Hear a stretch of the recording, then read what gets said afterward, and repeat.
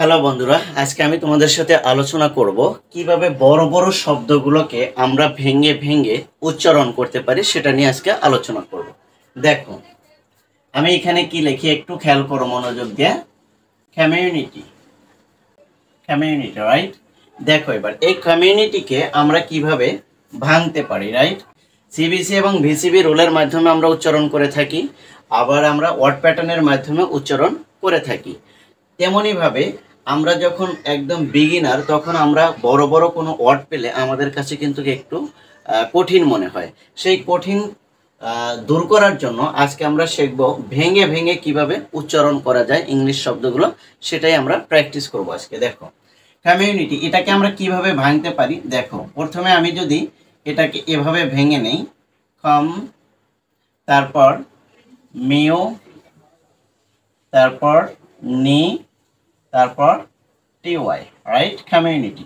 দেখো এখানে আমরা কি বলেছি যে যদি দুটি কনসোনেন্ট পাশাপাশি থাকে তাহলে আমরা কি করব, তার মাঝখান দিয়ে ভেঙে দেব। দেখো এই যে কম, মেও, নি, টি, প্রত্যেকটাই কিন্তু একটি করে ভাওয়াল আছে। আমরা জানি যে শব্দটা যত ছোটই করা হোক তার মাঝখানে বা তার সাথে একটি করে ভাওয়াল থাকতে হবে। এটা হলো শব্দ ভাঙার একটি স্ট্রাকচার, রাইট। দেখো খুব সহজেই কিন্তু আমরা এই কমিউনিটিটাকে ভেঙে উচ্চারণ করতে পারি।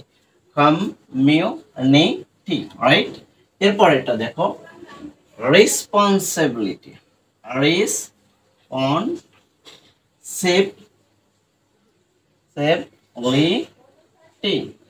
রেসপন্সিবিলিটি। দেখো এটাকে আমরা কিভাবে ভাঙতে পারি। প্রথমে দেখো আমরা এটাকে এতটুকু নিতে পারি, রিস, তারপরে পন, তারপরে সিভ, তারপরে লি, তারপর টি, রাইট। রেসপন্সিবিলিটি। দেখো বড় বড় শব্দগুলোকে আমরা ভেঙে ভেঙে খুব সহজেই উচ্চারণ করতে পারি। Responsibility, right. রেসপন্সিবিলিটি। এভাবে কিন্তু তোমরা যদি প্র্যাকটিস করো তাহলে কিন্তু তোমাদের শেখাটা অনেকটাই সহজ হয়ে যাবে। এরপরের শব্দটা দেখো,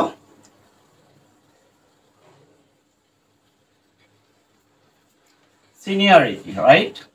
সিনিয়রিটি। দেখো এটা যদি আমরা ভাঙি তাহলে দেখো এভাবে আমরা ভাঙতে পারি, সি নি অরি টি, সিনিয়রিটি, রাইট। এভাবে কিন্তু আমরা ভেঙে দিতে পারি। অর্থাৎ যত বড় শব্দই হোক সেটাকে আমরা কি করব, একটু টেকনিক খাটিয়ে আমরা কিন্তু ভেঙে সেটাকে সঠিকভাবে প্রনাউন্সিয়েশন করতে পারি। দেখো সি নি অরি টি, সিনিয়রিটি।